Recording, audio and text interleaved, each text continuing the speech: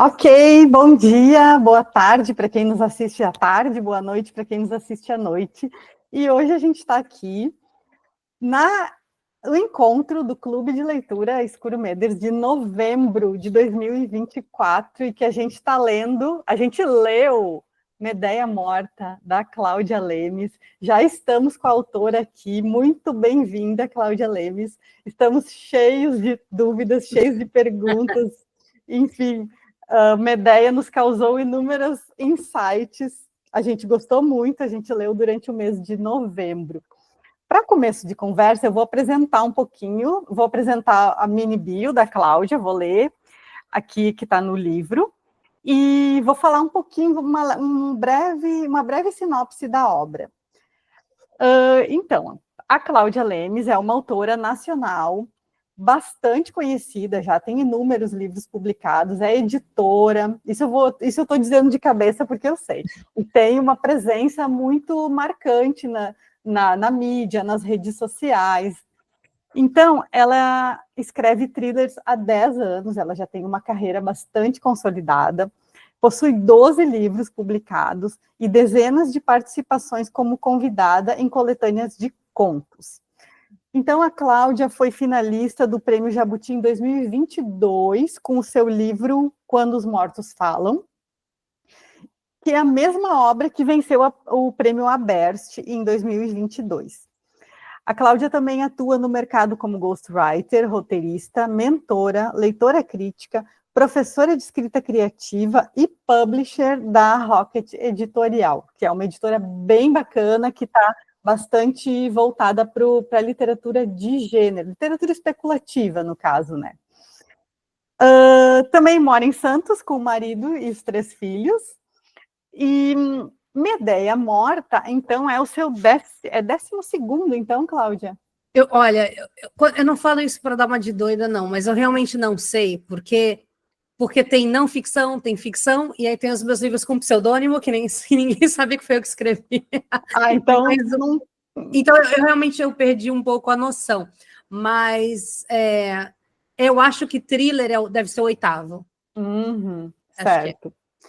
Então, e esse ano foi lançado em 2023 pela HarperCollins, e aqui na capa, isso aqui parece até meio assim, como se diz, visionário, né? Premonitório, né? Premonitório, autora finalista do Prêmio Jabuti, porque, claro, quando foi lançado, esse livro ainda não era finalista do Prêmio Jabuti, mas agora, esse ano, ele se tornou finalista, em 2024, do Prêmio Jabuti, e todo mundo ficou super bacana, ficou super feliz, porque a notícia saiu bem quando a gente estava lendo o livro, então a gente ficou super legal. Motivado, foi muito, muito legal, e parabéns duplo.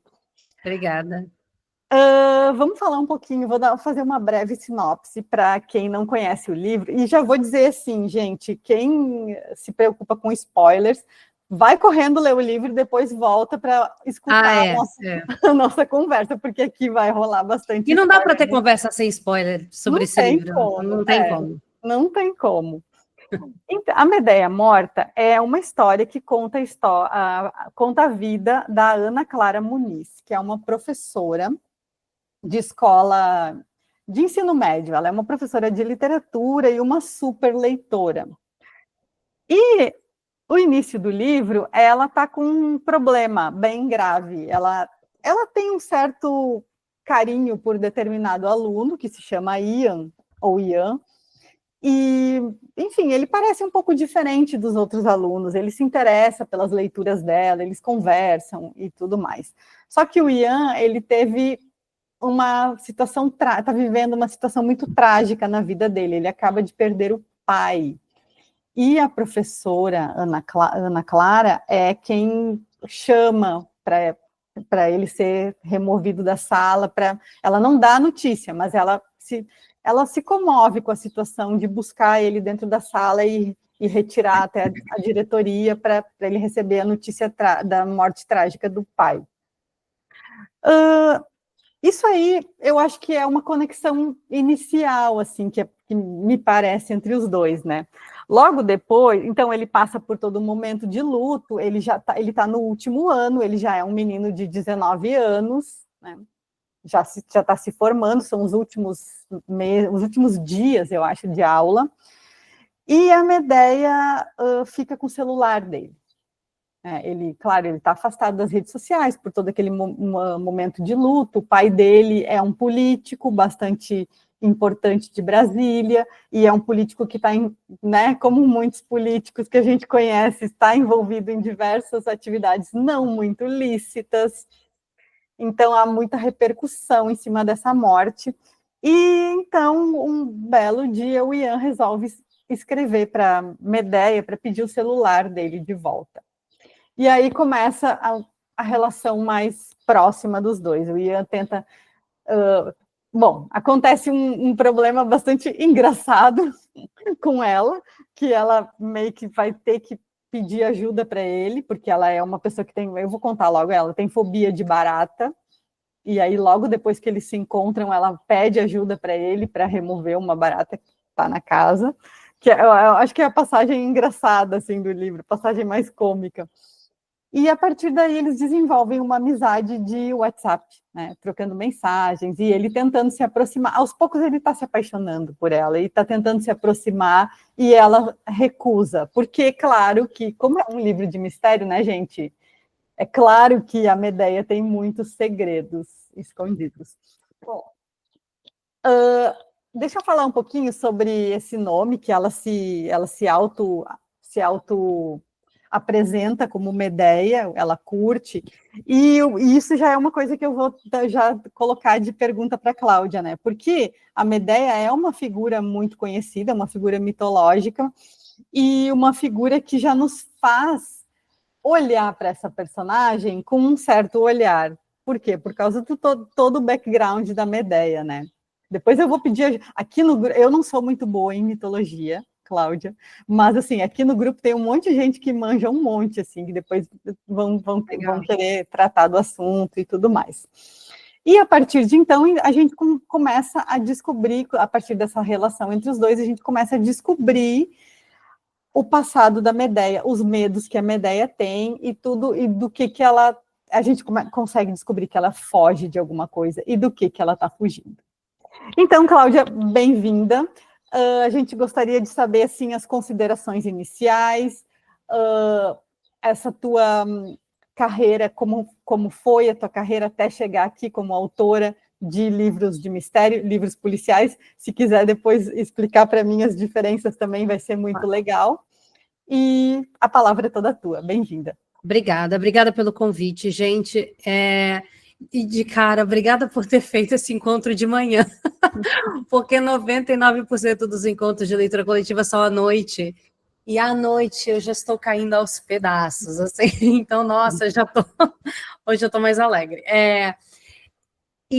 Bom, gente, nossa, eu tenho medo de começar a falar e não parar nunca, então vou tentar ser bem econômica, mas, assim, Ica sabe, né? Daniel também está aqui, sabe, Karine sabe, outros provavelmente também. Carreira de escritor no Brasil é uma carreira sempre sofrida, nunca é fácil, né?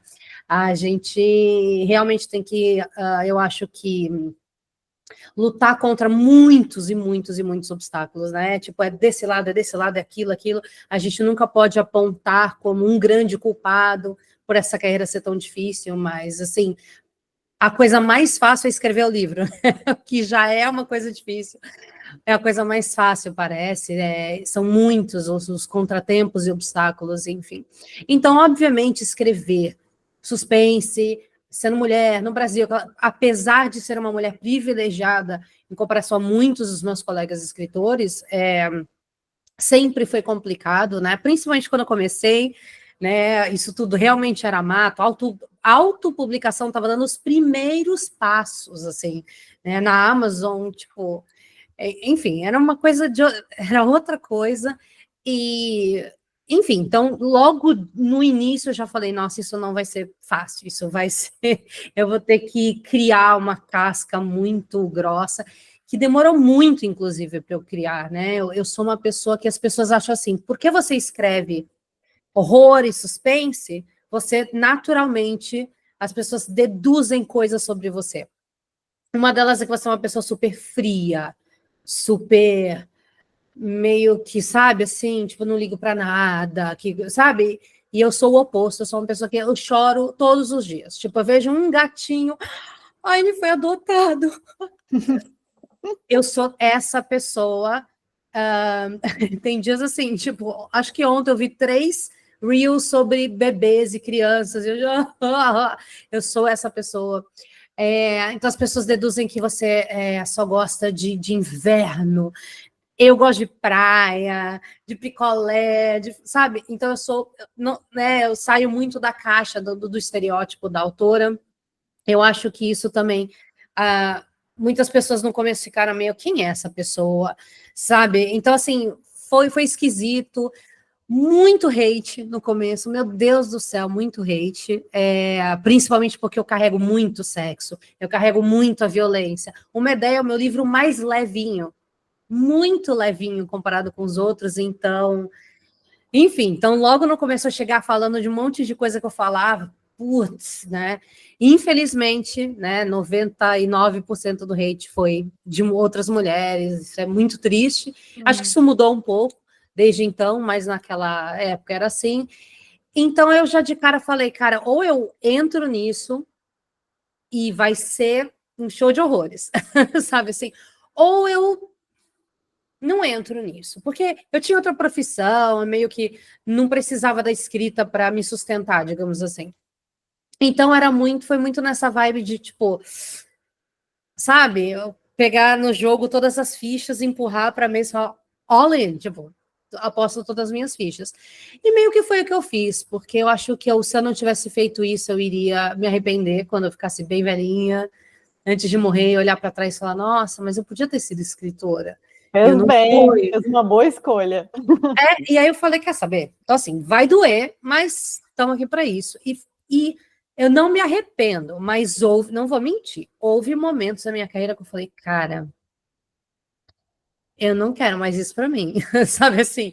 Então, foi uma carreira de altos e baixos. Nossa, nos bastidores, que muita gente não sabia, tinha muita coisa acontecendo, tipo, eu cheguei, nossa, eu quase entrei. Eu não quero falar o nome das editoras, porque eu acho que pega mal para. Não é legal para elas também, não é uma quebra de confiança também, mas sim, muitas grandes editoras, nossa, a gente quer você na casa. Eu chegava lá com o livro, nossa, a gente amou o livro, e acontecia alguma coisa, tipo, aquele grande desfalque das livrarias, né, que não pagaram as editoras, e foi um choque.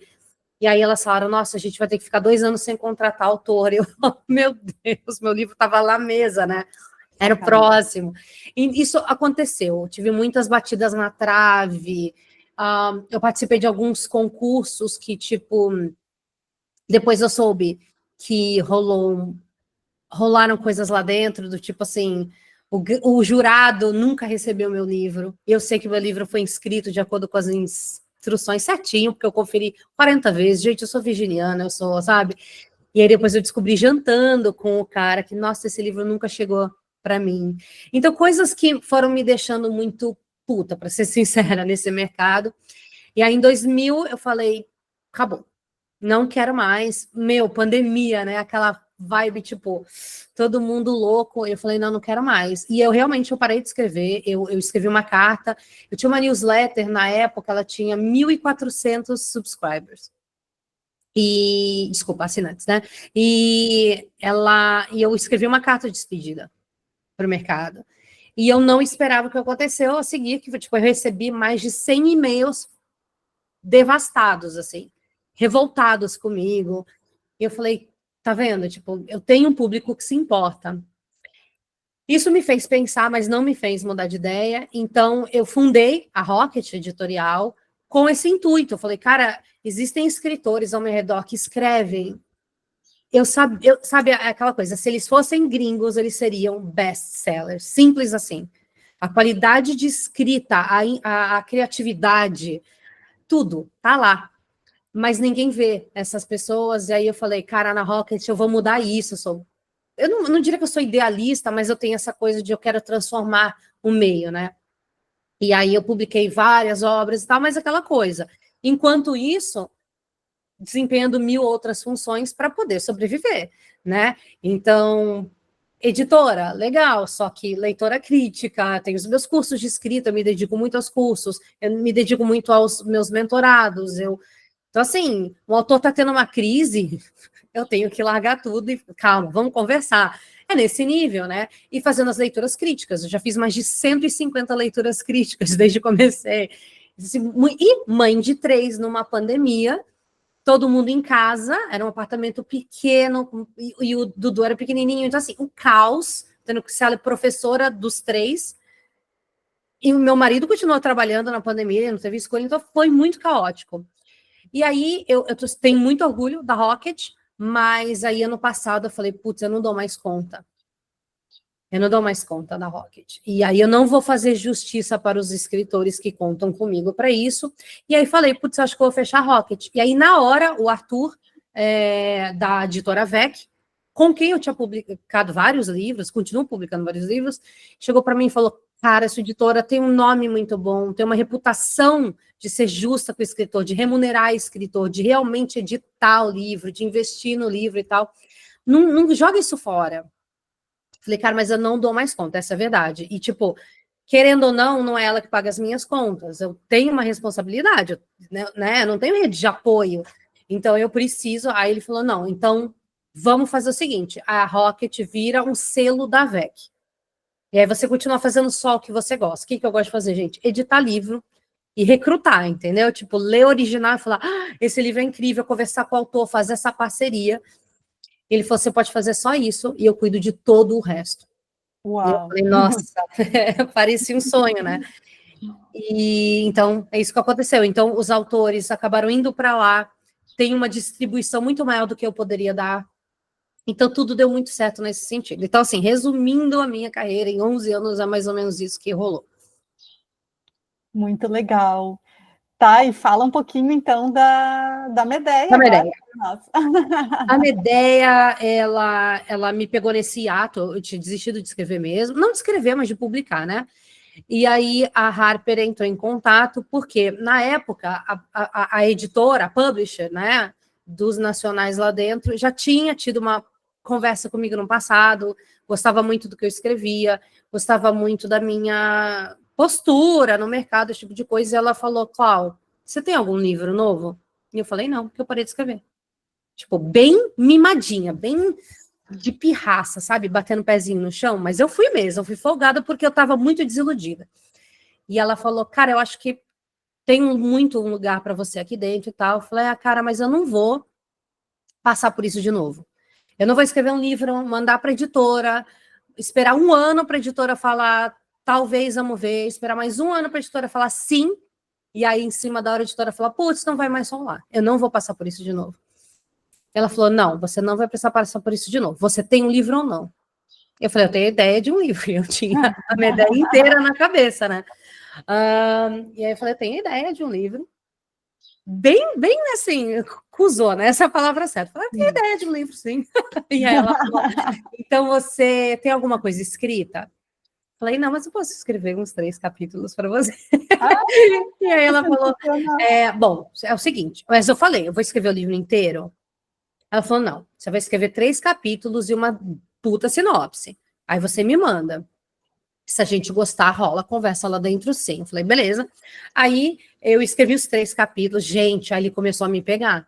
Aí eu falei, bom, eles gostando ou não, eu vou ter que ir até o final agora. Esse é o meu problema. A história não me deixou em paz.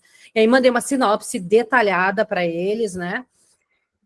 E aí eles gostaram muito, só que eles tinham um pé atrás com o relacionamento entre o Ian e a Medéia, porque nos primeiros 3 capítulos não dá para ter noção assim do que eu vou fazer com esse relacionamento.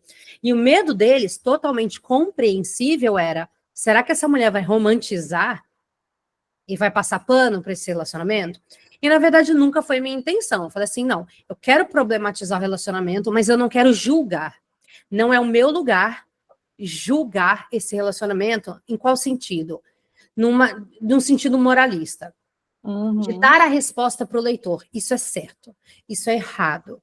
Porque, para mim, é o leitor que tem que decidir isso. Não sou eu. Não estou aqui para converter ninguém para a minha visão de mundo. Então, eu falei, eu quero mostrar os 2 lados. Eu quero mostrar o lado dele que é como um menino de 19 anos racionalizaria todo, não, nem sei se existe essa palavra, enfim, esse relacionamento, o lugar dela, tipo, putz, eu tenho esse desejo, isso é certo, isso é errado? Eu não sei, vou pensar. A lógica dela dizendo que era errado, o corpo dela dizendo que foda-se, né? E a sociedade, porque nós somos deuses, né? A internet parece que falou que tudo bem, que a gente pode julgar tudo que a gente desconhece, porque em termos de inquérito policial, o público não tinha a menor noção do que estava acontecendo. Você não tem acesso a todas as provas, você não tem acesso, você não sabe o que aconteceu. Mas todo mundo acha que sabe aquela verdade absoluta sobre o que aconteceu e todo mundo está sempre pronto para julgar. Eu acho que isso era um tema que eu queria muito abordar no livro, né? Como parece que a gente perdeu um pouco a noção como sociedade, né? Coletivamente, e eu não estou me isentando disso. Quantas vezes eu não julguei? Quantas vezes eu não tive certezas que se eu calma, para e pensa. Você tem todas as informações? Não, então você pode julgar? Uhum. Né? A gente sai um pouco desse nosso ego e falar, cara, eu não sei de tudo, eu não sou dona da razão, mas isso é um exercício diário, né? Que todos nós teríamos que fazer, e eu acho que pouquíssimos fazem. Então, eu queria trazer muito isso, sabe? Tipo, e essa divisão que a gente tem hoje, né? Metade das pessoas falando, não, mas e se fosse um homem? Não, não sei o quê. E outra galera, não, o cara tá certo mesmo. Sabe aquelas coisas? Eu queria trazer isso como um tema para o livro. Mas eu não queria julgar o relacionamento da Medea. Eu queria deixar, tipo, olha, é isso que acontece. Ela tá numa posição de poder, sim. Ele é maior de idade, sim. Sabe? E jogar tudo isso, falar, cara. E a verdade é que desde que eu lancei esse livro, muita gente critica esse relacionamento. Algumas pessoas usaram o relacionamento para criticar o livro, tipo, não, isso é errado. Então eu não vou dar 5 estrelas pro livro. Então, você sabe o que é um livro? Uma história é conflito. Conflito do pressuposto que seres humanos estão fazendo coisas erradas. Então, assim, é uma coisa complicada, porque ainda tem gente que acha que eu defendo o relacionamento, e eu nunca defendi esse relacionamento, mas eu não vou julgar. Principalmente para vender uma imagem de mim de que eu sou perfeita. Por quê? Porque outras mulheres vieram conversar comigo e falaram que tiveram relacionamentos parecidos. Inclusive uma delas com um aluno de 19 anos. Então, eu vou julgar essa mulher? Eu não vou julgar essa mulher, eu não sei qual foi eu não sei o que aconteceu ali, entende? Então eu não tô aqui para falar se o relacionamento é certo ou errado, mas a Harper tinha essa preocupação. Como é que você vai abordar esse relacionamento? E quando eu expliquei, eles me deram um voto de confiança. Entende? Porque eu falei, cara, eu vou problematizar isso, mas eu não vou ser a juíza e eu não vou empurrar uma resposta goela abaixo do leitor. Eu preciso crer que o meu leitor tem inteligência para chegar às próprias conclusões. Com certeza. Né? Eu já queria até puxar esse gancho e te fazer essa pergunta, porque isso foi uma das primeiras coisas que eu pensei, sabe? Poxa vida, mas o guri tem 19, por que ele não pode ter 17? Sabe? E aí chega uma hora no livro... Mas ele tinha, originalmente, ele era menor de idade, na minha concepção. Mas depois eu falei, não, eu vou tornar ele maior de idade, até porque eu quero que seja mais ambíguo do que isso. Senão é muito certo. Ele é menor de idade, está errado. Falei, não, mas eu quero que as pessoas questionem se é certo. Tá. Na minha cabeça, o que eu pensei? De repente foi uma decisão editorial para não dar todo esse problema aí com os moralistas de plantão, sabe? Eles, uma das coisas que elas perguntaram será que não tem como ele não ser aluno dela? Eles se conhecem em outro contexto. Não, gente. E eu pensei, cara, a história inteira é construída nessa base. Professora, aluno, é construída inteira em cima disso. E elas foram muito corajosas nesse sentido. E elas falaram, então toca pau. Então, elas foram incríveis. As minhas duas editoras foram incríveis, sabe? Elas realmente me deram voto de confiança. E assim, é aquela coisa, eu não tenho os moralistas, mas eu sempre tive que lidar com moralistas assim, a partir do momento que eu entrei nesse meio, sabe? E cada vez menos eles me incomodam. Na verdade, chegou um ponto hoje que eles não me incomodam muito mais, não. Sabe? Porque sempre vai ter. Sempre vai ter. O livro escrito por uma mulher é medido por uma régua, que o livro escrito por um homem não é. Isso é fato, né? Fizeram já tantas pesquisas, mandando o mesmo original com o nome de mulher, com o nome de homem, para ver como as editoras reagiam. Gente, é outro mundo. Mas eu falei, quer saber? Primeiro, eu tenho a sorte de estar num Brasil que ainda não é uma ditadura, sabe? Porque se eu tivesse escrito esse livro nos anos 70, eu estava fodida. Assim, literalmente, eu estava morta. Então, assim, eu tenho essa liberdade que foi conquistada com sangue, suor e lágrimas, então eu não vou me censurar. Enquanto eu não tenho ninguém realmente com o poder de me censurar, podem espernear, podem ir no Scooby e surtar, porque eu sou mal... Não ligo. Né? Eu ainda tenho essa liberdade, eu vou usá-la. Obviamente, no dia que eu não tiver mais essa liberdade, eu talvez não lute mais. Deixa eu te falar uma coisa, Cláudia, desculpa te interromper. Claro. Eu te falei que a gente chegou aqui com um monte de questões, um monte de dúvida, mas olha só, a gente já está discutindo esse livro no nosso chat há um tempo ali no WhatsApp, em nenhum momento a gente chegou a discutir essa questão de diferença de idade. Não, foi uma coisa que ninguém prestou. E aí, esses dias, agora tu está falando de Scooby, não sei se foi no Scooby ou na Amazon, que eu fui ler as avaliações do teu livro para ver, assim, né? O que o público pensa, né? O que o público... E aí eu achei realmente uma pessoa que disse, é um absurdo, uma professora se relacionando com um aluno. Exatamente, eu concordo com ela. É por isso que tem livro. Né? Mas, tipo assim, bom, por um lado, não sei se dá para levar... Bom, dá para levar a sério como uma pessoa que leva uma ficção tão a sério como se fosse uma realidade, né? Nesse sentido, até dá para levar a sério. Eu acho perigoso, né?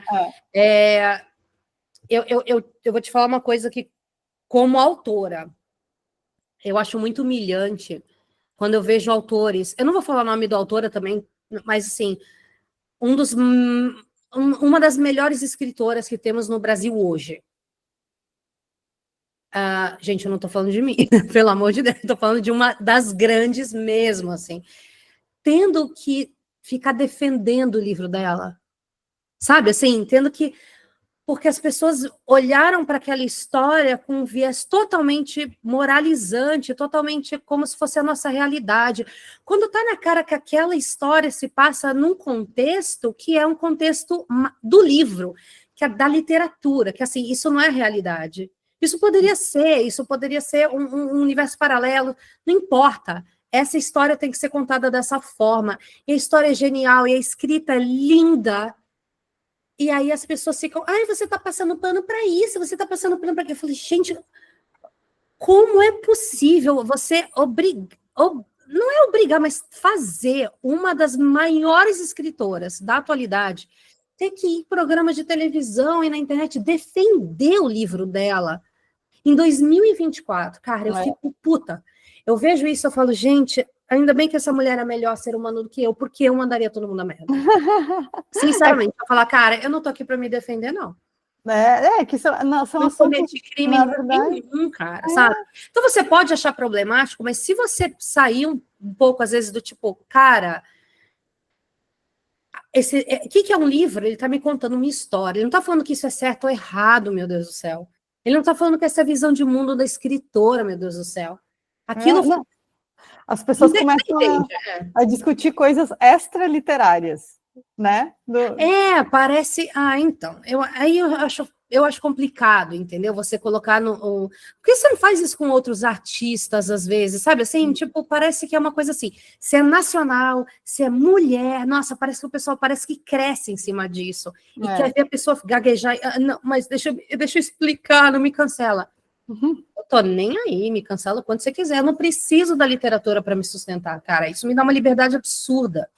Isso me dá uma liberdade absurda, porque se eu pagar a escola dos meus filhos dependesse de todo mundo amar o que eu escrevo, como é que eu ia escrever, cara?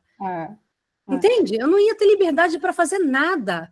E como é que você escreve suspense, assim? Como é que você escreve terror, horror, né? Sem cutucar as pessoas, sem criar algum tipo de conflito, tipo, ai meu Deus, agora eu tenho que parar de ler para pensar nisso. O que eu acho sobre isso? As pessoas se encontram por meio da literatura, porque você começa a questionar. Eu acho isso incrível, não existe ferramenta mais poderosa do que a contação de histórias. E aí a gente começa a pegar no pé dos autores, não, porque você está passando pano para isso. Mas nesse sentido, esses questionamentos, claro que é horrível, né? Porque são assuntos extraliterários. Que não são, que estão fora da ficção, são assuntos que têm a ver com, sei lá, com a piração das pessoas, com o fanatismo das pessoas. Porque, por exemplo, isso que tu trouxe é muito relevante. Se fosse o contrário, um professor se envolvendo com uma aluna, socialmente é muito mais bem aceito, não ia causar tanta revolta, assim, né? Talvez, eu acho que hoje talvez causaria, sabe assim, porque, nossa, relacionamento abusivo e tal, mas também fica, aí é fácil demais, talvez, porque a gente já parte do pressuposto porra errado. E aí, sabe assim, tipo, eu acho que o que é legal, assim, mas, por exemplo, uma coisa que não julgam é o homem mais velho, e aí a gente não tá, vamos tirar da aluna, vamos colocar uma mulher de 25 anos com um cara de 60? É de praxe hoje. Uhum. Assiste qualquer filme, e eu tô falando eu gosto dos filmes, mas assiste qualquer Missão Impossível. Qual que é a diferença entre a idade do protagonista e da love interest, vai? Pelo menos 30, 40 anos, porque essa virou a norma, né? O homem, quanto mais bonitão e bem-sucedido, parece que mais ele merece um troféu da novinha. É uma coisa meio doida nesse sentido, né? Agora, uma mulher, assim, fez 40 anos, minha filha, você não serve para mais porra. Acabou tua vida. Acabou. E é muito louco, né? Eu sinto, às vezes, até esse etarismo na forma como as pessoas falam de mim, às vezes, como escritora. Eu lembro quando... Eu lembro de uma menina, acho que ela tinha uns 19, 20 aninhos, e quando eu comecei a publicar, eu já era mais velha, já tinha 36. E eu lembro que ela falou assim, ela escrevendo, parece aquela tia que a gente tem querendo parecer descolada. Que absurdo. Porra, eu tenho 36 anos, eu acabei de parir uma criança, meu Deus. Sabe assim? Mas para uma pessoa daquela idade, eu já era uma velha. Que horror. Então você vê, né? É esquisito isso. As pessoas já olham para a mulher mais velha como, peraí, como uma coisa que não tem lugar na sociedade, né? Olha, eu vou abrir para as perguntas. Rogério quer falar, a Elmira também quer, e a Juliana. Mas deixa eu só ler uma coisinha aqui. Tá todo mundo comentando, achando que talvez sempre foi assim, ou piorou, não sei. Né? Enfim. Eu vou ler os comentários aqui no chat também. Tá. Rogério, pode falar. É isso. Oi. Bom dia, Cláudia. Obrigado por esse livro maravilhoso. Bom dia, Rogério. E concordo que um dos pontos centrais aí é essa questão que embora no grupo aqui a gente não tenha comentado, mas eu imagino que tenha essa repercussão da questão da mulher mais velha e o sujeito de 19 anos. E eu achei muito legal você colocar como um dos personagens sem nome do texto a repercussão nas redes sociais, né? Que é uma coisa muito presente hoje. E essa questão do etarismo é muito brutal, né, com a mulher. Quer dizer, eu gosto muito de cinema, né? E a gente vê assim, a mulher que com um pouquinho depois dos 25, chegando aos 30 anos, ela é já um tanto mais descartada em alguns papéis, ao contrário dos homens, né? Tem um sujeito que eu acompanho muito, que é um crítico de cinema, o Carlos Primati. Ele falou que é um absurdo, Carlos Primati. Uhum. que é um absurdo, que é uma mulher descartada e o cara com 60 anos, Aí é um gênero que em outros grupos eu vejo o pessoal falar que é o velho dando porrada. É o velho dando Dando porrada. porrada, quer dizer que com 60 anos o cara pode descer a mão em todo mundo, olha que legal, o Indiana Jones parte 47, né, então, tudo bem, né, sendo vacionado, olha que legal, o cara não se rende à idade, está lá no filme de ação, e a mulher, ela some. E o Carlos Primati, para quem não sabe ainda, ele é um grande crítico de cinema de terror. O terror é um gênero que ainda acolhe, né, a mulher, e é um filme que teve muita repercussão esse ano lá, A Substância, trata muito dessa questão como as artes são implacáveis, né, com a mulher quando já atinge uma certa idade, quando é implacável para não dizer cruel, né, desgasta, né, e o grande tema do filme é gerar em torno disso. E a Erika estava falando, não, na questão específica do Mendeia Morta, eles aceitariam mais o professor? Não, eu como professor aposentado posso dizer que não é aceito. Agora, fora da questão do professor, sim. Criaram até um termo que eu caí de costa. Como é que é? É o Sugar Daddy. Sugar Daddy, É o veião, né, que acumulou dinheiro e ele pode, né, aspas, adotar, né, acho um termo até estranho, uma moça assim, uma pessoa 35 anos mais nova, você olha que interessante, mas é uma questão de normalizar uma ética muito polêmica, né, eu acho, enfim, e já a mulher, ao contrário, fala, o que é isso? Que velha assanhada. Isso, Como que é, velha como é que está catando o rapaz aí? Quer dizer, é brutal, né? Essa inversão de julgamento, né? De aceitação, normatização. E eu achei muito bom isso está no texto. E eu fico pasmo, como assim, com os seus leitores, que alguns não aceitaram? Como é que a Medea faz isso? Mas, gente, é um texto, é uma ficção, né? Aí a Elmira colocou no chat eu não falei, bom, não vou responder porque acho que eu vou melhor falar, né? Será que a gente está piorando? Olha, é sempre aquela questão particular. Na minha percepção particular, estamos piorando. Eu acho que, como a Elmira colocou alguns anos atrás, era mais a questão das novelas, e as pessoas não aceitavam. Como é que esse cara fez isso? Esse cara não existe, é um personagem. E eu acho que isso passou de uma fase em que teve uma percepção mais aguda, mais esclarecida da sociedade, bom, é questão particular, eu acho que piorou. Nós fomos para trás. E aí o pessoal está de novo confundindo. Eu não sei se é uma visão negativa que eu tenho da sociedade como um todo, uma questão cultural. E isso, para mim, é muito complicado, porque eu sempre me pego assim, será que é uma questão particular minha? Já que uma coisa que eu sempre tomo um maior cuidado é não ficar falando aquelas besteiras, aquelas idiotices, no meu tempo, mas mesmo assim, me parece que piorou, tá? Pode ser algo enviesado da minha parte, mas eu acho que culturalmente ficou uma coisa muito idiota, e principalmente por essa questão de fofoquinha de rede social.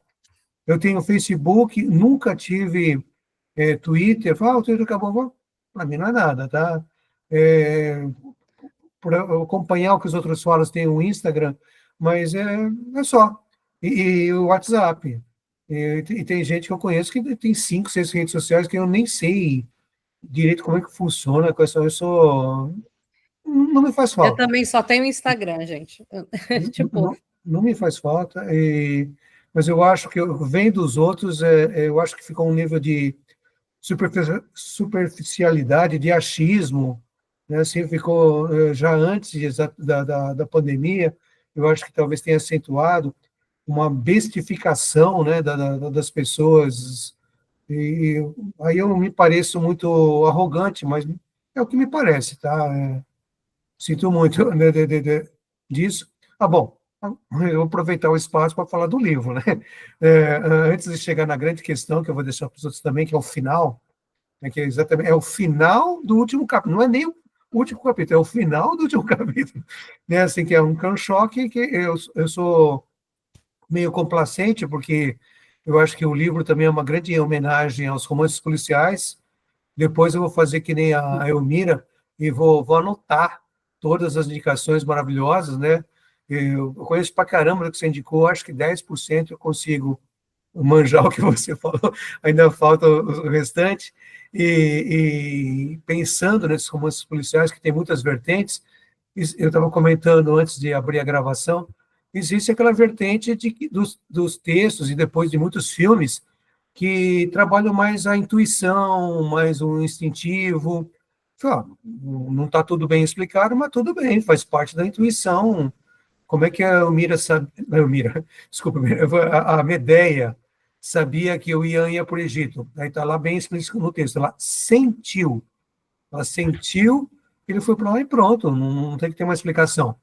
E, para mim, a suspensão de descrença mais complicada nos textos, inclusive no policial, é como é que tal personagem sabia que a outra personagem ia ter essa atitude? Intuição. Então, você tem que aceitar a intuição, né? Então, não tem que ter essa explicação toda racional, que os leitores de hoje estão cada vez mais chatos, né? Ei, mas isso não está claro. Caramba, não está e pronto. Não gostou do livro, sem problema. Eu sou muito complacente, porque eu já li aqueles textos lá dos anos 30, 40, e realmente não faz sentido nos livros ditos no ar, né? Não tem explicação e pronto, gostou, não gostou. Como eu sou mais velho que a turma, acho que eu já taquei o foda-se faz tempo, gostou, não gostou, pronto. A explicação racional, bonitinha, lógica, 110% explicada, eu acho isso um pé no saco, né? Uma expressão mais do meu tempo. Então, parabenizar o texto, os personagens, e, no geral, eu espero que prossiga ainda mais e sempre lembrando que tem o leitor fiel que quer ser surpreendido, que quer, às vezes, ser deixado no ar, né? E eu faço parte desses leitores, tá? Então, comigo você pode contar. Tá? Então, eu agradeço por seu livro, né? E esperando chegar mais aí. Então, eu vou parar, que eu também falo e perco a noção do tempo, e tem mais gente aí para falar, tá bom? Muito obrigado. Obrigada, Rogério. Você falou muita coisa legal, não vai dar para eu acho nem tempo de eu endereçar tudo. Mas eu queria falar uma coisa legal também. Tem um termo para mulher mais velha que pega homem mais novo, chama cougar. Cougar. Cougar. Verdade. Uhum. E aí eu coloquei ele no livro na boca de uma youtuber, né? Ela fala cougar e tal. Os meus amigos, principalmente o pessoal um pouco mais jovem, usa esse termo bastante também. Fala, essa cougar e tal. Tem um também que isso aí é mais dos subgêneros, é chamado MILF. MILF, a Mom I'd Like to Fuck, né? Mas hoje já tem GILF, né? Que é a Grandma I'd Like to Fuck. Nossa, não sabia dessa. Já tem GILF, É muito ágil isso. O pessoal é rápido. Muito dinâmico. Mas tem várias coisas aí. Uma delas, a minha mãe mesmo, foi uma cougar, né? Quando ela se separou do meu pai, a minha mãe tinha 46, se eu não me engano. E o segundo marido dela, ele tinha, acho que 28, 29 anos. Só que isso faz muito tempo. E, cara, as pessoas comentavam muito. Por mais que a minha mãe não... E eu sei que isso, por si só, é uma coisa contraditória, mas, enfim, ela realmente sempre aparentou ser muito mais jovem do que ela era. Ok. De acordo com o estereótipo do que ela deveria ter de aparência e tal. Mas as pessoas comentaram muito isso, e ela se sentia muito desconfortável, né? Ela falou, putz, todo mundo olha, mas depois eu acho que ela ligou foda-se também, e falou, cada um com seus problemas, sabe? E o meu pai, que na mesma época casou com uma mulher muito mais nova do que ele também, ela tinha a minha idade, a idade da filha dele, ninguém nunca comentou nada. Então, assim, eu vi isso muito jovem, isso acontecendo com os dois. E eu falava, gente, ninguém acha esquisito, tipo, ele casar com uma mulher da idade da filha dele, e mais bizarro ainda, eu tive a minha segunda filha, na época que ele teve a terceira dele, tipo, a gente estava grávida junto, eu e a minha madrasta, que aliás é uma pessoa que eu adoro, tá? Mas assim, ninguém nunca achava isso esquisito. Para mim é um filme do Almodóvar, né? Mas as pessoas não achavam isso estranho. Em compensação, a minha mãe, ela tinha, sabe, assim, até vergonha de andar, às vezes, no shopping e num restaurante, porque todo mundo olhava esquisito para ela. Mas, enfim, duas coisas que eu queria falar aqui. Primeiro, é sobre esse lance, né, do pessoal, a gente querer tudo muito mastigado. Eu acho que isso acontece por dois motivos. Eu acho que um é falta de repertório mesmo, né? Eu acho que a gente, é o que você estava falando no seu caso, que lê há muito, muito, muito tempo, a nossa relação com as artes, mas em específico com a literatura, é outra relação. Porque a gente já leu meio que de tudo, a gente sabe, enfim, então o olhar é muito diferente, né? É muito mais completo. A gente sabe que você pode fazer coisas muito loucas num livro, né? E o pessoal de hoje, eu acho que lê há menos tempo, ainda não se acostumou com o subtexto, por exemplo. Então, você vai ver uma ideia, uma das reclamações, mas, de novo, né, também não quero falar que é dos meus leitores, os meus leitores não reclamam, né? Eu realmente estou focando nos 10% aí que não amam, né? Mas que também não são meus leitores. São pessoas que se aventuraram a ler o que eu escrevi pela primeira vez e viram que não era para elas, né? Porque os meus leitores sempre voltam, né? Eu já encontrei eu tenho uma relação muito legal com os meus leitores e tal. Inclusive, muitos reclamaram até de ter pouca violência nesse livro, porque eles estão acostumados com coisas mais fortes. Mas uma das coisas que eu ouvi de vez em quando é que hoje em dia é difícil eu ler reviews. É difícil eu ir lá correr atrás, mas de vez em quando alguém me manda, olha, fulano falou isso, tudo bem, né? Mas eu leio muito pouco. Mas eu lembro de que uma dos mais recorrentes, acho que o único recorrente mesmo foi do Miro, no final. E você esqueceu do Miro. Gente, vamos lá. O último capítulo em que ele aparece, ele fala tudo o que ele vai fazer. Ele fala que ele vai sair da polícia, ele fala que ele vai reatar com a mulher dele. Ele não fala, né? Tá construído no capítulo inteiro. Então, vamos supor, pelo ponto de vista do escritor, desde aquela cena, a partir de agora, eu só vou ter pancadaria, certo? Eu vou ter a resolução do crime, eu vou ter o plot twist em relação a quem realmente, o que aconteceu na noite do crime, eu vou ter a outra revelação, e aí eu vou ter o final. Então é só pauleira. Agora eu não posso perder o ritmo. Vamos supor que eu vou inserir, no meio dessa pauleira toda, um capítulo para mostrar o Miro na praia fazendo nada. Falando tudo que a gente já sabia. Eu saí da polícia. Eu te amo, Helena. Como é que eu, como escritora, construo uma cena que não move a trama para frente, que não dá nenhuma informação adicional, porque já estava tudo lá? Vocês entendem o que eu estou falando? Então, eu acho que uma coisa que a gente tinha antes, que o pessoal perdeu um pouco hoje em dia, é o subtexto. Uhum.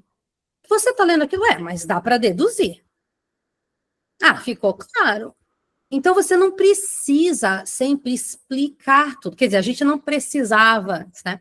E parece que hoje em dia você precisa explicar tudo direitinho. Olha, lembra que eu falei lá atrás tal coisa? E isso, de fato, aconteceu.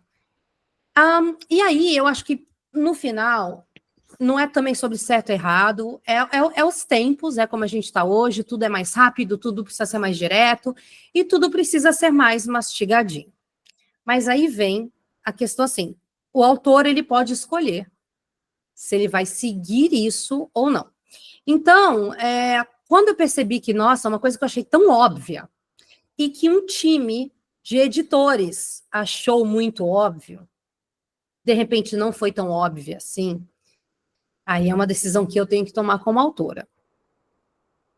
Eu vou querer, a partir de hoje, escrever livros em que tudo é explicadinho e mastigadinho para facilitar a compreensão, ou eu quero continuar deixando algumas coisas no ar, eu quero criar subtextos, eu quero que a pessoa, lendo de novo, se ela quiser, ela fale, ah, não, olha, tá aqui.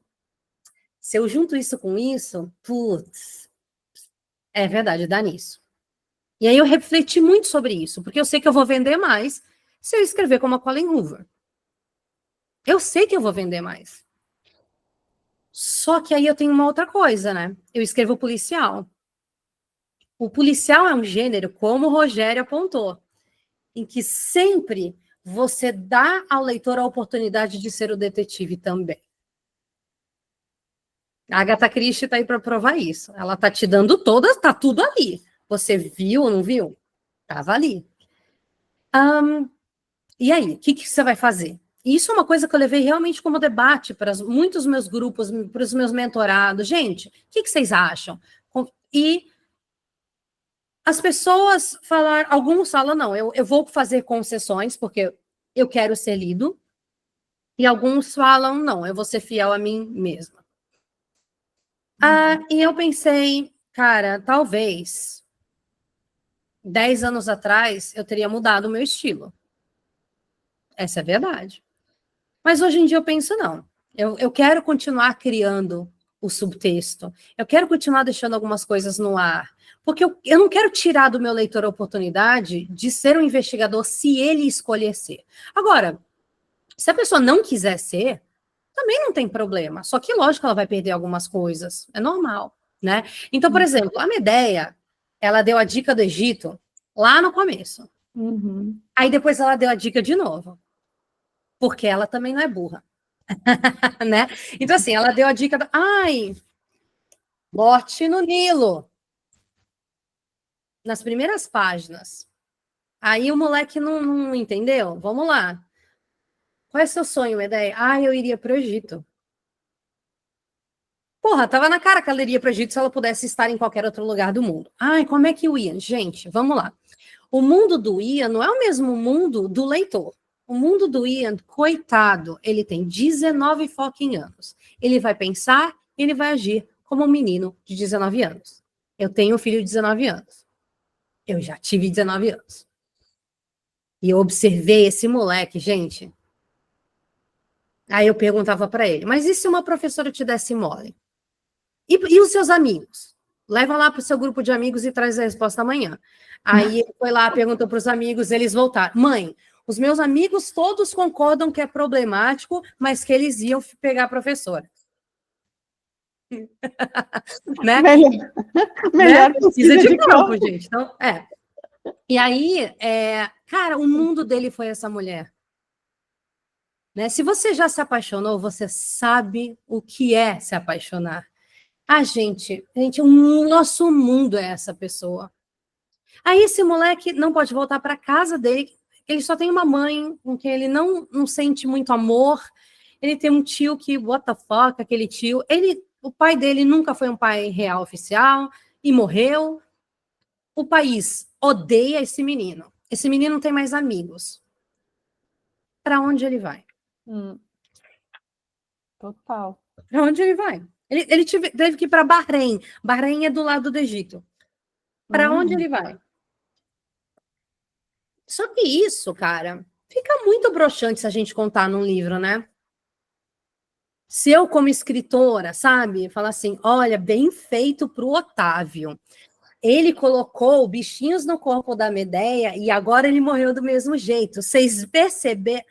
Eu quero que o leitor perceba essa simetria. E se ele não perceber, gente, tudo bem. Cada um lê de acordo com o seu mundo, com a sua visão de mundo, com a sua experiência, não tem problema. Mas é por isso também que eu não me deixo abalar quando alguém reclama, entende?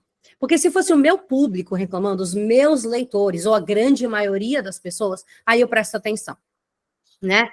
Quando você tem 50%, 60%, 70% das pessoas falando, pomba, eu não entendi tal coisa. É um erro meu. A maioria é um erro meu. Eu meço muito assim, tipo, putz, Cláudia, você não pode fazer mais isso. Porque você achou que era claro, você achou que era óbvio, mas 60% tá falando que não. Só que não é o caso. Sempre é uma minoria. Então, enquanto 5%, no máximo 10%, aí eu não ligo muito não, né? E aí o que eu tento fazer para também contornar isso? Eu sempre tenho meu time de betas. Então, para a Medeia, quem foi? Eu peguei um especialista em literatura de crime, Tito Prates. Tito Prates é entre 8,5 bilhões de pessoas no mundo, ele é uma de duas que tem autorização do neto da Agatha Christie para ser embaixador da Agatha Christie. Uou. Né? A biografia dele da Agatha Christie é dessa grossura. Cada livro dela ele leu 5, 6 vezes. Ele tem uma compreensão completa da literatura policial que eu não chego nem perto de ter e nunca vou ter. Já falo de cara, não vou ter. Não entendo tanto quanto ele, nem perto dele. Chamei ele para ler esse livro, porque ele é sincero comigo, para me dar o feedback. Eu chamei um delegado de homicídios e um instrutor da academia de polícia para falar se tinha algum furo. Ele se incomodou com uma coisa. Eu falei, eu entendo o que você está falando. É uma coisa que ninguém apontou até hoje, até onde eu sei, quando eu li uma resenha. Ele falou, putz, mas tal coisa, tal coisa. Aí eu mudei um pouco, mas não mudei 100%, né? Porque a gente é ficcionista, a gente pode fazer o que quiser. Ele consultou uma especialista em DNA. Quando eu falo dos ossos... É a pergunta, eu acho que a Juliana ia fazer, não é? Então, gente, eu pesquiso tudo, né? Então, assim, uma delegada, porque eu falei assim, uma delegada não, uma advogada, porque eu queria muito que a parte do advogado do Ian fosse muito realista. E aí eu tinha uma questão assim, porra, mas ele vai entrar na delegacia, ele vai confessar e eles não vão prender ela? Ela falou, Cláudio, essa semana, tá aqui, ó, aconteceu essa semana. Vai na fé, é isso que acontece direto. Então, eu tento, né, tentar passar o mais próximo da realidade possível, mas lógico que, como todo ficcionista, como o próprio Rafael Montes falou, ele falou, o objetivo é escrever um livro, uma ficção. Mas, assim, não tem nada lá que é totalmente não impossível. Não tem. Não tem nada, gente. E os besouros? Os besouros existem. O lance dos ossos? Sim, mas se você lê o livro, você sabe que um laudo no Brasil leva quase 6 meses para ficar pronto. A história se passa muito antes disso, não deu tempo do laudo voltar. Não deu tempo do laudo voltar. Então, nunca existe vamos bater o martelo em relação a isso, porque não chegou o laudo. Entende o que eu estou falando? Então, para quem realmente manja de ficção de crime, você vai ler isso, você vai sacar essas coisas, né? Mas, realmente, assim, tipo, sabe, não quero ficar explicando. Então, assim, se não fez sentido para você, dó, ré, mi, fá, sol, lamento. Mas não vou explicar tudo, porque eu acho que não é o lugar da literatura. O lugar da literatura é você colocar tudo lá, e viu quem viu, não viu quem não viu, entendeu quem entendeu. Não vou ficar defendendo, sabe? Não vou mesmo. E é o que eu falei, se fossem os meus leitores, a maioria, eu realmente falaria, puta, que mancada. Mas não são, né? Então, eu fico muito tranquila em relação foram poucas, na verdade, né? As pessoas, mas, assim, eu não ligo muito, não, né? Senão eu vou ficar louca, né, gente? Senão eu vou pirar, né?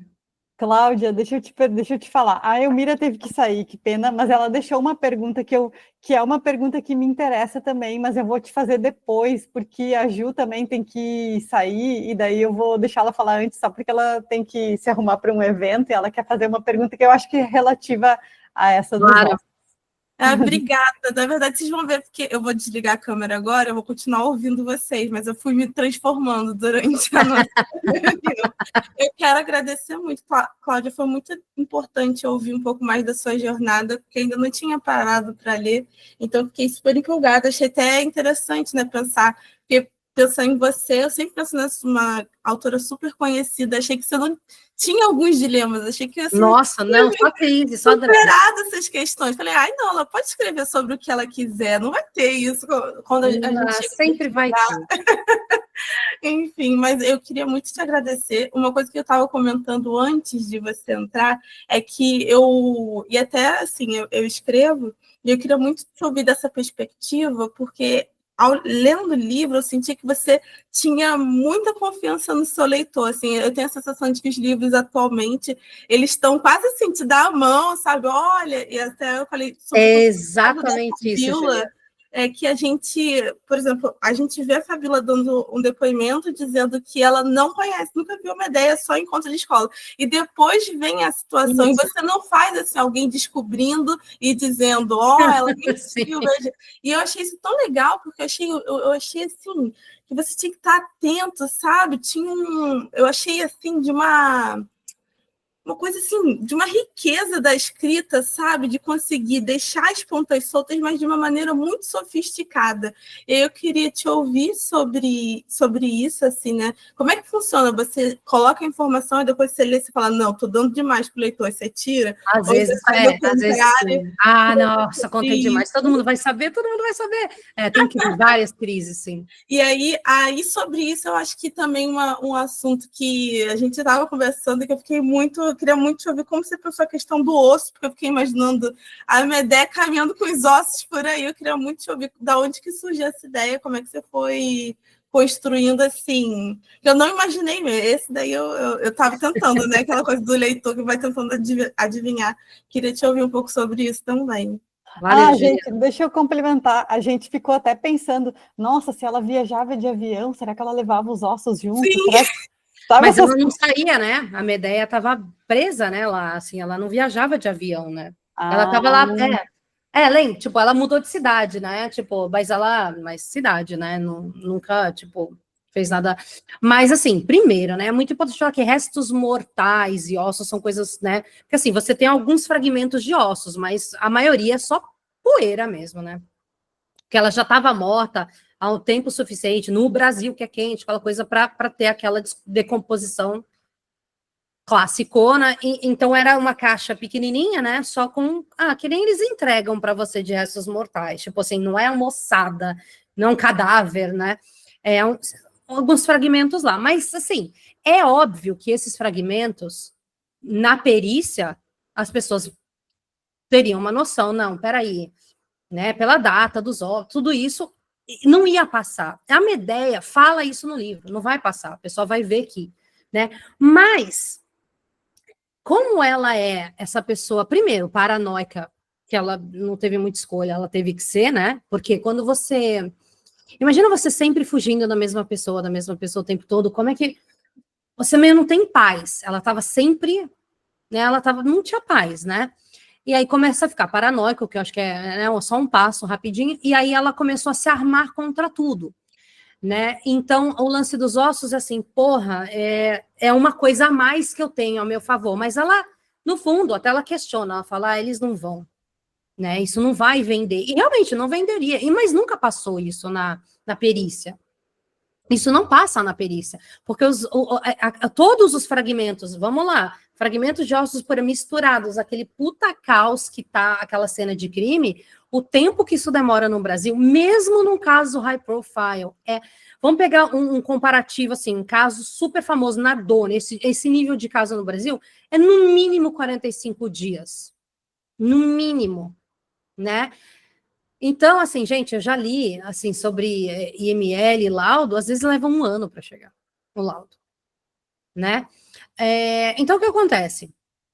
Ela não ia passar esse lance dos ossos, mas é uma outra forma dela, tipo assim, sabe? Acharam fragmentos de ossos, vão concluir que é dela. Até esse laudo chegar,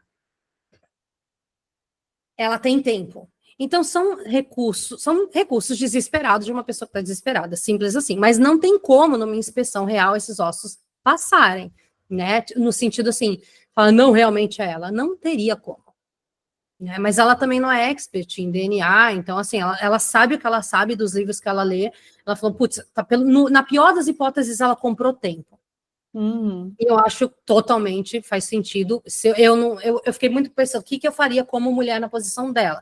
Eu ia tentar ter um máximo de planos, plano A, plano B, plano C, plano D, e ela tinha vários planos. E ela tinha um plano de fuga, né?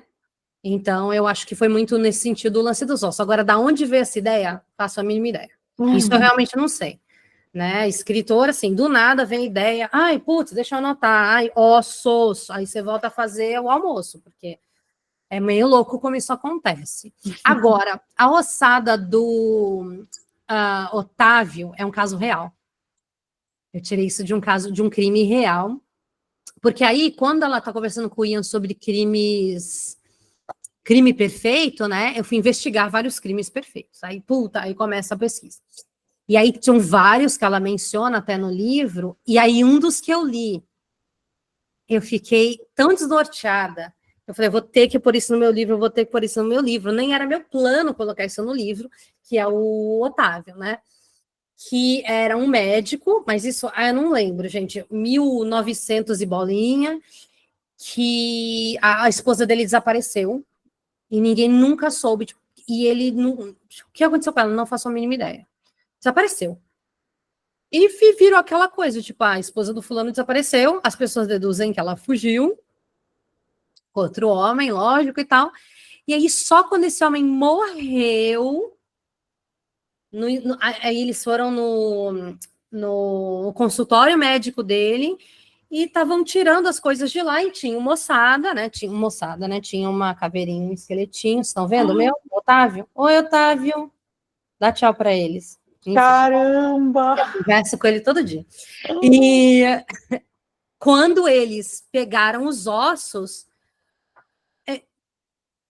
estava estranho. E aí eles mediram e era a esposa dele. E aí eu falei, caraca, esse cara foi tão genial. Quer dizer, um desgraçado, nossa, lógico, mas tão genial, que aí eu queria usar isso. E até pensei, vou usar isso num livro no futuro, num conto, mas aí, enquanto eu fui escrevendo Medeia Moto, eu falei, cara, não,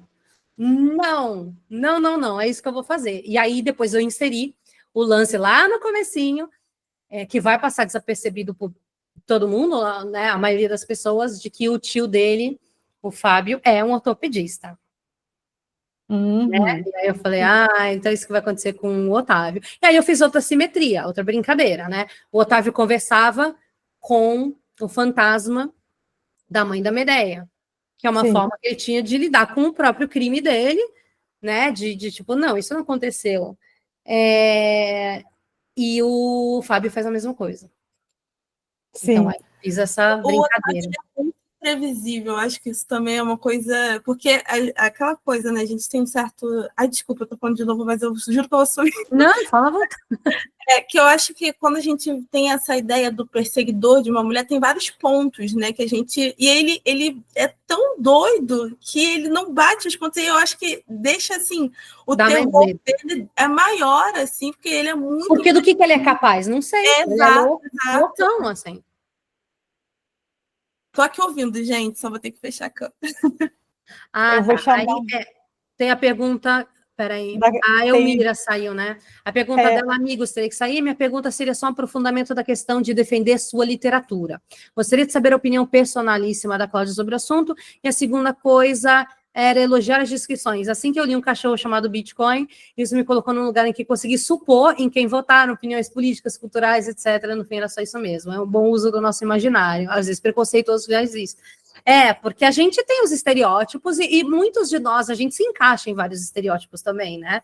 Nem todo estereótipo é falso, né? Às vezes você vê uma pessoa e fala, mano, a pessoa retrata o falado daquilo que eu imagino de tal coisa. Isso é problemático? Com certeza. Mas eu acho... enfim, né? Enfim, então esse lance da família do Ian, né? Muito alinhada com um certo tipo de pessoa que a gente conhece, todo mundo conhece. Né, uma família parecida, o que pensa igual, que fala igual, o pai dele, a relação que ele tinha com o filho, de você tem que ser macho pra caramba. Cara, eu vi isso na minha própria família demais, assim, sabe? Nossa, amigos do meu marido, enfim, que tem essa cultura familiar, né? Então, por que não, né? Colocar lá e tal. E aí o lance do Bitcoin, tipo, eu gosto muito do cachorro. Eu não posso ter porque eu sou alérgica, então a minha forma de ter cachorros é os meus personagens tendo cachorros. E eu queria aquele cachorro que, assim, ele é a única coisa lá que se salva, sabe? Que você pode defender com unhas e dentes, assim, porque ele é o cachorro. E aí eu escolhi, lógico, né? Golpe baixo pra caramba, escolhi o Golden, porque quem não ama Golden tá morto por dentro. E aí eu falei, mas ele não é o meu cachorro. Ele é o cachorro, tudo bem, da família do Ian, mas quem deu esse nome com certeza não foi o Ian. Ele não tem um lance familiar de ele daria o nome, seria a mãe dele que daria o nome. Ela dá as cartas lá. E aí, tipo, putz, acho que, sabe, Bitcoin, assim, para mim fez total sentido ele ter esse nome, assim, né? Então, cara, a gente vê muito sobre o dono, com a forma como ele trata o animal, lógico, mas também o nome que ele dá, enfim, tudo isso. A gente decifra muitas pessoas, né? Muito. Então, eu gosto muito de nomes, de apelidos, no geral, eu gosto muito de brincar com isso. A Medeia tem o lance do apelido, porque não é o nome dela, mas é o nome do meio. A irmã dela se chama, acho que é Andréia Aretusa, né? Aretusa. Quando eu era criança, eu tinha uma amiguinha chamada Aretusa, e eu achava aquele nome muito esquisito. Eu falei, gente, Aretusa, sabe assim? E aí me veio. Falei, nossa, então eu vou fazer Maria Clara, que aí tem o M e o M. Maria Clara, né? E, tipo, a Maria e o Medeia. E aí Andréia e Aretusa. Então eu quis brincar um pouco com isso. Eu gosto muito dessas brincadeiras, porque o nome diz muita coisa. Tem até o Paçoca, que tem... eu acho que a gente consegue muito visualizar um bandido no Brasil tendo um apelido de Paçoca, sabe assim? Sim. Né? Porque, enfim, né? Então eu quis brincar muito com a nossa cultura nesse sentido, os apelidos que a gente dá, os nomes que a gente dá, e a cultura familiar. Né? Então a mãe da Medeia tinha esse lance da mitologia, então por que não? E aí você fez a pergunta que eu nunca respondi, né, Irka? Oh, cabeça! Sobre a Medeia, por que eu dei esse nome para a personagem, né? A história é ridícula, eu sempre falo que eu tiro muito sal de mim por causa dessa história, mas eu também não me levo muito a sério, então não tem problema. Mas foi olhando a minha... Eu às vezes escrevo no escritório, mas eu canso muito, né? Meu ombro cansa, enfim. E aí, quando dá umas 4 horas da tarde, eu vou para a sala de TV, e aí eu sento no meu sofá e termino de escrever lá. E aí eu tenho uma geladeirinha que eu dei de presente pro meu marido, que eu dou ótimos presentes pro meu marido, inclusive. E aí, Leandro, Natal tá chegando. E aí, eu dei para ele, uns 2 anos atrás, uma geladeirinha, aquelas bem pequenininhas, sabe? Tipo, que fica no escritório, na sala de TV. Porque enquanto a gente vê filme, a família inteira junta, a gente pega uns snackzinhos lá. E o nome da geladeira, a marca da geladeira é Mideia. Eu bati o olho e falei, Mideia. Eu pensei, Medeia. Cara, Medeia, que nome foda. Mas eu não estava escrevendo. Então eu falei, né? Tipo, eu tava fazendo outra coisa. Eu falei, nossa, personagem, Cláudia Medeia. Aí já anoto no caderno. Um dia uma personagem se chama Medeia. E aí, quando rolou o lance de eu escrever esse livro, eu falei, mas ela não pode se chamar Medeia, não faz sentido. O pessoal vai encher o meu saco falando que não é realista no Brasil, aquela coisa toda. Então, eu falei, tá, mas não precisa ser o nome, pode ser o nome do meio, né? Um sobrenome, enfim. Sim. E aí ela teve esse nome. Mas aí também tem uma brincadeira aí também, que é dar um pouco de foreshadowing sobre o livro em si. E a Medeia, como a Medusa, como personagens da deusas, né, ou semideuses, enfim, da mitologia, ou na verdade, no caso da Medeia, nem outro, né? Mas como figuras mitológicas, elas são muito controversas. Porque você tem o primeiro estudo mitológico feito por homens numa época em que eles, tipo, foda-se a mulher, né? E as leituras foram todas elas são tão malvadas, né? Então, eu cresci assistindo Fúria de Titãs. Eu também. Né? Com Harry Hamlin, aquele gato, continua gato. Mas, enfim. E eu lembro desse filme tão vividamente. E a Medusa, cara, que medo que eu tinha da figura dela. Ela era horrível. E aí ele corta a cabeça dela, Perseu, sabe aquela coisa toda? E aí o que acontece? Ficou marcado. E aí hoje você tem muitos estudos que propõem, sabe? Peraí, nossa, o meu marido veio me chamar porque eu tenho um compromisso só uma. Mas tudo bem. E aí o que acontece? Eu vou me atrasar um pouco. Enfim, e aí, tipo, agora estudos dizem assim, peraí, não, Medusa não era a vilã. E Era uma Medeia, tem muitos estudos que dizem que, na verdade, Medeia nunca matou os filhos. E aí, eu comecei a questionar isso. Aí eu li um livro sobre o assunto, para escrever esse livro, que questiona a história da Medeia. E eu falei, puta, como a minha personagem vai ser controversa, tipo, ela é malvada ou não, ela é vítima ou não, ela fez isso ou não, eu quis trazer essa energia também para isso. Deixa eu chamar, então, antes de tu sair, a Karine quer falar e o Sotrate também, e para eles darem enfim, a análise deles rapidinho antes da gente se despedir. Obrigada. Karine. Eu juro que é bem rapidinho. Cláudio, que livro maravilhoso. Eu acho, e eu vou defender o final, porque eu acho sensacional. Para quem quiser conferir, lá na página 166 tem uma descrição que a Medeia vai falando que ela nunca tinha conseguido identificar que a relação que ela tinha com o Otávio era abusiva. Porque ele não era um abuso físico, mas era mental, e aí isso era muito difícil para ela conseguir compreender o que ela estava sofrendo.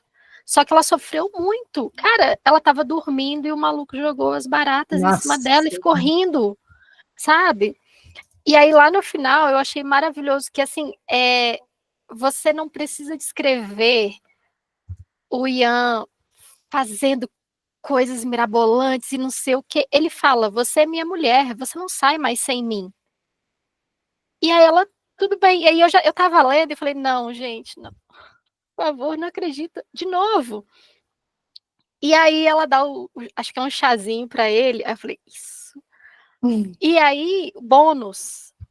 Ela tem a conta conjunta com ele, ela vai pegar o dinheirinho. Eu achei o final maravilhoso, porque é uma mulher que sofreu muito, ela ainda está traumatizada por causa do Otávio, ela teve que fugir, foi essa coisa mirabolante, ela teve que fingir que morreu, aí pegou a ossada da irmã e não sei o que. É uma pessoa que estava desesperada, e ela não tinha vida, ela não tinha como viver. E assim, eu sei que ela matou o Ian, mas é tão bonito ver que ela percebeu que tipo de relação que ela teria com o Ian se ela continuasse com ele. Exatamente. Quem que ele estava se tornando, né? Exatamente, e fica muito claro quando ele fala, você não sai mais sem mim. Aí eu falei, caramba. Porra, moleque, quem que você pensa que moleque, você... Exatamente, eu falei, moleque, tu não tem nem 20 anos na cara, você tá falando isso pra essa mulher? Não tem como. E eu achei maravilhoso, eu achei bonito, mesmo sendo uma atitude extrema. Eu acho que só mulheres são capazes, em primeiro lugar, de ver que aí, apesar de uma coisa horrível, existe um pouco de justiça. Eu super entendo o que você está falando. E assim, é tão bonita a descrição que você faz dela quando ela não conseguia identificar a relação abusiva que ela tinha. Eu achei muito sensível, porque tem muita gente que sofre isso. E é um tema difícil de você tratar sem julgar a pessoa. Por que voltou para ele, então? Você podia sair daí. É a falta de conhecimento do assunto e a falta de empatia juntas. Né? Então, eu achei sensacional, porque tem esses detalhes que a gente consegue identificar o que ela estava sofrendo, que ela não conseguia enxergar, e que, felizmente, ela conseguiu. Matou o jovenzinho, ficou com a grana e se livrou de tudo e foi embora. E bem resumido isso, porque eu adoraria falar mais sobre isso, mas, coitada, realmente a mulher está me esperando lá. É assim, cara... não é certo o que ela fez, obviamente. Mas se você observar o Ian do começo, aquele menino doce, maravilhoso, que tinha tudo para dar certo, o que aconteceu com ele mudou muito quem ele é, obviamente. Se você observa o comportamento dele com a Michelle, você já começa a ver o lado sombrio, que é a raiva, que é não ter podido viver o grande amor dele. Gente, a gente tem que se colocar no lugar desse rapaz também, sabe? Assim, o que você sentiu? O mundo inteiro te odeia, tipo, o Brasil inteiro te odeia. Então, assim, quando uma pessoa fala que não gosta da gente, a gente se sente atacado. Agora, imagina os ataques sistemáticos que esse moleque sofreu pela internet, coitado. Uma pessoa que ninguém provavelmente nunca passou por nada disso. Foi muito protegido sempre. Então, assim, lógico que ele se tornou uma pessoa um pouco mais agressiva, mais violenta, qualquer um teria, né? E aí, só que aí ele confundia isso com posse, né? E o Miro, que é policial, que já viu de tudo, ele já deu a fita, ele falou, ainda bem que ela morreu, porque você se tornaria o próximo Otávio da vida dela. E ele profetizou e tá cumprido. E aí, assim, eu vou falar, só para encerrar, da minha última simetria do livro. O livro começa com a Medea envenenando o bicho. Ela comete um mini assassinato com veneno. Um inseticídio. Um inseticídio. Merecido, aliás, porque essa porra desse bicho não merece viver, mas assim... No começo e no final. Né? Então, assim, o que eu vejo é, assim, uma divisão muito grande. Muitos homens vêm falar comigo, Cláudia, eu amei o seu livro, eu odeio a Medea. E entre as mulheres também existe isso, mas a maioria, Cláudia, eu sou team Medea. Eu também. E eu não posso ser team nenhum, porque são todos meus personagens, mas eu também não quero ser team nenhum. Eu quero deixar para o leitor tomar essa decisão. Porque a literatura é isso. Eu falo um pouco, você escuta o que você quer, você interpreta como você quiser, e essa é a grande conversação que a gente tem, e é por isso que ela é mágica. Então você... Ai, Cláudia, as pessoas perguntam, mas ela planejou? Cara, eu te dei acesso à cabeça dela. Chegue às suas próprias conclusões. Eu não vou falar nada. Deixa eu, antes da gente finalizar, então, o Sotrate, e aí a gente finaliza. Rapidinho, Cláudia, sensacional o seu livro, amei, sou time Medea, nada como um troco bem dado. Eu acho que a mulher sofre tanto já, tanto na literatura quanto na vida real, mesmo quando ela tá errada, ela tá certa. Eu senti uma amei isso, gente. Deixa uma resenha na Amazon. Deixa. Eu senti uma vibe muito Lost, sabe a série? Né? Claro. Ida e volta, antes, depois, e mistério, e as referências eu amei. No momento eu achei que era um jogo dela com o Otávio. Eu não sei se isso chegou a passar pela sua cabeça, porque você fala que eles faziam joguinhos. Eu acho que o Miro, né, chega a questionar, talvez, a possibilidade, ou a Lenir, um dos dois. O Lenir, né, porque tem muito aqueles joguinhos, tá? Eu amei o Miro, mas eu amei tanto a Helena, ela nunca aparece, mas ela tá tão lá, e eu achei a pessoa mais foda do livro nem aparece no livro, concordo 100%. E esse finalzinho, você cogitou, de repente, trabalhar mais um pouquinho ou não? A sua intenção era mesmo dar essa pancada final, ou dar um pouco mais dessa vida dos dois para justificar ainda mais? Eu não acho que não precisa, mas... a gente tem vontade de escrever para sempre o livro, gente. Por mim, eu não terminaria um livro nunca. A vida inteira o mesmo livro. Até as personagens morrerem. Só que não dá, né? E aí eu falei assim, não, já tô me estendendo, eu quero deixar um soco bem dado. Eu queria mostrar um pouco da vida deles no Cairo, porque eu morei no Cairo, então tem um amor tão grande. Eu queria mostrar tanto da vida lá, eu queria levar o leitor para as pirâmides de Gizé, eu falo Giza que nem ela, enfim. Eu queria fazer tudo isso.